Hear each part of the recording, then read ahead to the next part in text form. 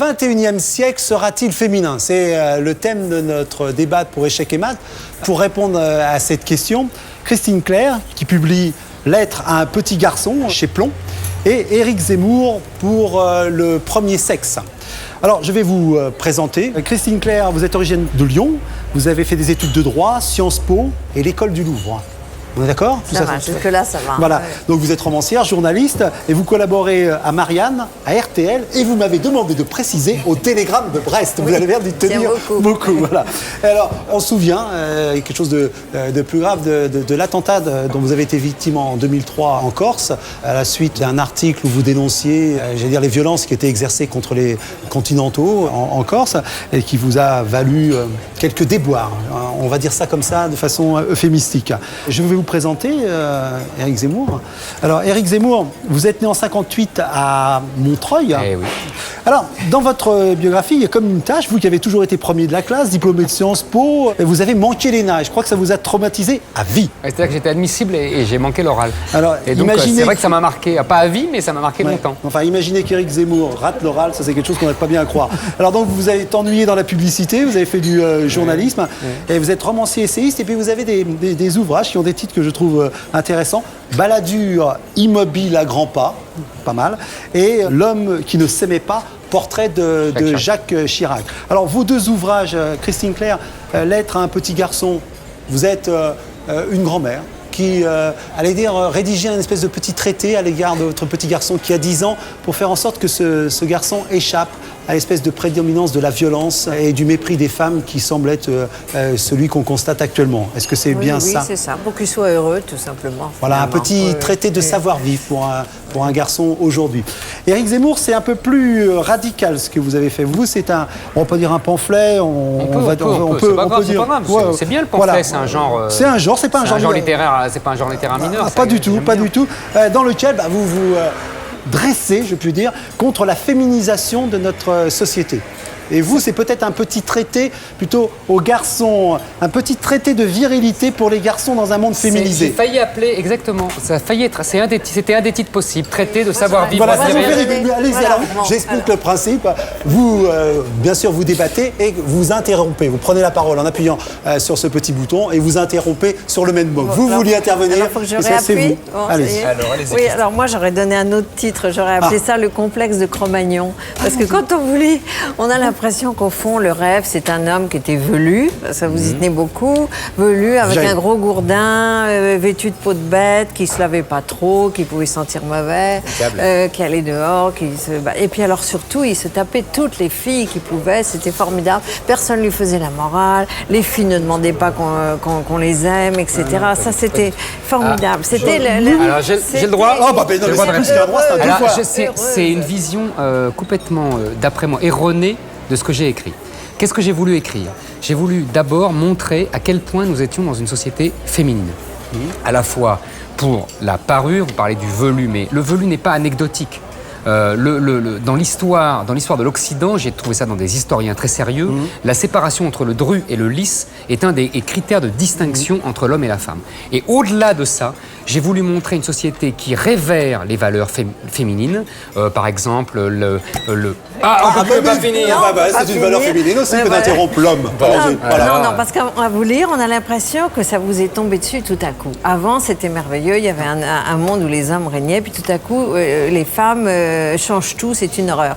Mais vous savez, sous Louis XIV, c'était quand même pas une lavette. Il avait mis des dentelles, des talons rouges, des rubans. Bon, bien avant, au XVIe siècle, Mademoiselle de Scudéry avait inventé la tarte des dents. C'est à moi de parler. Voilà, absolument. Je fais comme vous maintenant. Moi, j'étais prêt à vous laisser parler, mais maintenant, je fais comme vous. Éric Zemmour, merci. Évidemment, ça n'a rien à voir. Évidemment, il y a deux choses aujourd'hui. Il y a d'une part les parures, donc ça, évidemment, ça existait avant, au XVIe, au XVIIe, etc. Mais il y a aussi les valeurs. Louis XIV, il a des valeurs guerrières, il a des valeurs d'ordre, il a des valeurs de force, de loi. Aujourd'hui, nous avons des valeurs tout inversées. Le culte de la paix, de la tolérance, du consensus, du dialogue, c'est le mépris de la loi.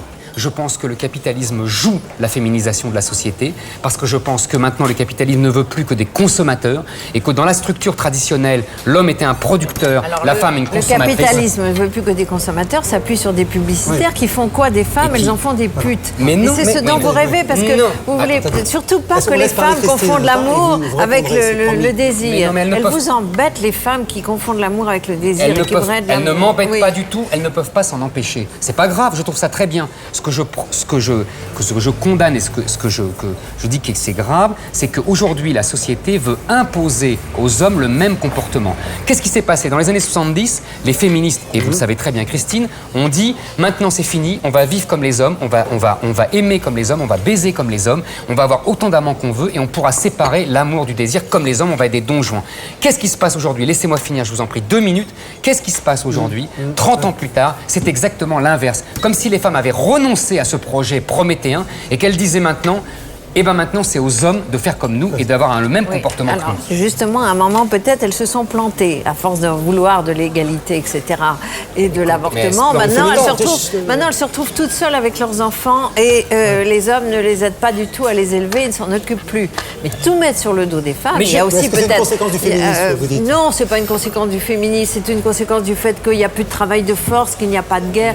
Donc l'homme, pour s'affirmer, une partie de tennis, c'est un peu juste, alors il s'affirme comment? Dans la brutalité gratuite. Vous prononcez une phrase, il n'y a que les hommes faibles qui refusent la tendresse. Qu'est-ce que vous en pensez? Absolument. Il n'y a que les hommes faibles qui refusent la tendresse. Les mêmes qui conduisent comme des brutes. Deux choses. Évidemment qu'il ne faut pas refuser la tendresse. Évidemment que la tendresse, c'est formidable. Évidemment que j'adore les gestes tendres. Mais ce que je dis, j'essaye d'expliquer pourquoi nous avons aujourd'hui une explosion de l'impuissance, une explosion du divorce de masse. Parce que vous en savez qu'ils n'étaient pas impuissants avant, parce qu'il n'y avait pas des statisticiens. J'adore cet argument-là. On peut plus discuter. À chaque fois, ça va être mais qu'est-ce que vous en savez? Non, mais d'accord. Il n'y avait pas des sexologues qui avaient pignon sur rue. J'essaye simplement d'expliquer la problématique masculine du désir et de l'amour. Je cite longuement Stendhal, qui est passionnant là-dessus, qui dit « Au premier grain de passion, il y a un premier grain de fiasco ». J'essaye donc d'expliquer pourquoi les hommes ont beaucoup de mal avec cet ordre qui leur est donné dans la société d'aimer pour désirer, et pourquoi les jeunes gens... Ça vient peut-être de certains publicitaires, mais ça vient pas des femmes. On met dans la tête des jeunes garçons un modèle qui est Rocco. Alors évidemment, il faut... Rocco Siffredi. Rocco Siffredi, exactement. Alors, à tel point qu'il paraît qu'il y en a certains qui se font même opérer. Vous vous rendez compte? Ça sert à rien. Parce qu'ils croient qu'ils n'en ont pas une assez longue, etc. Non, mais ça sert à rien en plus.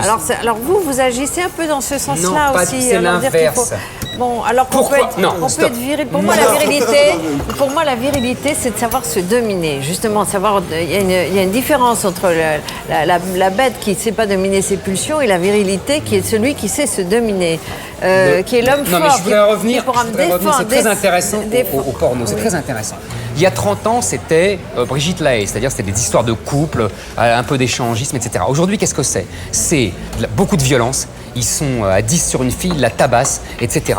Pourquoi? Je pense qu'il y a une raison. C'est parce que justement, comme on vit dans une société féminisée où les hommes se font imposer des modèles féminins, ils se vengent par procuration. Il y a une revanche, une violence latente. Est-ce que vous êtes d'accord avec cette humiliation de la virilité? Non, on vit dans une société où il n'y a plus d'éducation à la maîtrise de soi. C'est ça. Donc, et on vit dans une société de complexés. Alors, ils sont complexés. Alors, ils se rattrapent en appuyant sur le champignon dans la voiture et en allant tuer. Mais s'ils avaient quand même une certaine image un peu plus gratifiante d'eux-mêmes. Qu'est-ce que c'est le déficit d'éducation? Qu'est-ce que c'est? C'est la mort du père. C'est tout. C'est la mort de l'interdit. Et l'interdit qui est symbolisé par le père. Et le père qui a été tué par 30 ans d'évolution, de féminisme, etc. Et de mort de la virilité et de mort du système patriarcal. Tout ce qui arrive de mal dans la société, c'est la faute à la femme. Non, c'est la mort du père. L'interdit. Quand on voit tous ces gosses aux États-Unis à qui on donne des produits chimiques. Mais moi, je ne dis pas que tout ce qui arrive de mal, c'est la faute aux hommes ou c'est la faute aux femmes. Il y a des fautes partagées, il y a des cycles historiques. Mais c'est vrai qu'on n'est pas dans la faute, mais non, mais pas dans ce que vous disiez vous en parlez d'ailleurs pour les enfants de l'immigration, vous dites la mort du père, c'est-à-dire on a brisé la virilité du père et maintenant il y a une exacerbation de la virilité des enfants. Qu'est-ce que vous pensez, Christine Claire, de cet argument, vous avez lu dans le livre? Oui, bien sûr. C'est vrai que des enfants qui n'ont plus un modèle de père valorisant, encore que faut-il qu'il y ait un modèle de père valorisant, c'est-à-dire qu'un père qui travaille, un père qui assume, qui assume sa famille, etc. Si c'est un père chômeur et humilié, c'est sûr. Mais alors, dans ce cas-là, alors peut-être qu'il faut s'en prendre au chômage, peut-être qu'il faut s'en prendre à une évolution. Il y a moins encore de travail de force, encore une fois. On admirait le mineur, on admirait l'ouvrier de force. On admire moins le petit employé derrière son guichet.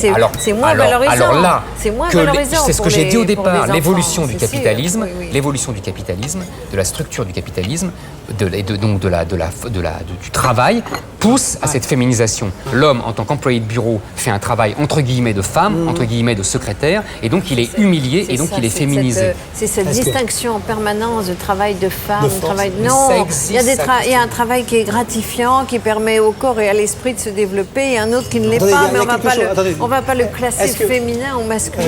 Est-ce que vous êtes d'accord qu'il y a un certain nombre de métiers, peut-être qui sont considérés comme plus féminins ou plus masculins, et que même les hommes abandonnent un certain nombre de métiers quand ils sont plus gratifiés? Occupés par des femmes, et à l'inverse, effectivement, il y a des métiers qui maintenant sont occupés davantage par des femmes, quand ce sont des métiers qui se dévalorisent parce que les hommes vont vers d'autres fonctions où ils vont être mieux payés, où ils auront plus de juste pouvoir. une thèse d'Éric Zemmour qui dit, en gros, l'homme, c'est une escroquerie la féminisation, l'homme n'abandonne jamais que ce qui n'a plus de valeur.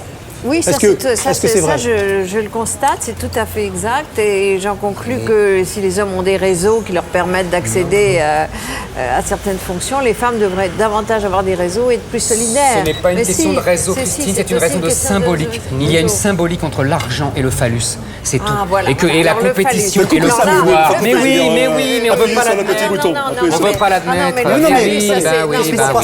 Le phallus, si vous brandissez le phallus à tout bout de champ, écoutez, on est ravis de savoir que vous en avez un, mais il ne faut pas le brandir comme ça. Ça finit par s'abîmer, c'est fragile, ces petites choses. C'est très fragile, je suis tout à fait d'accord. Enfin, une parole de tendresse.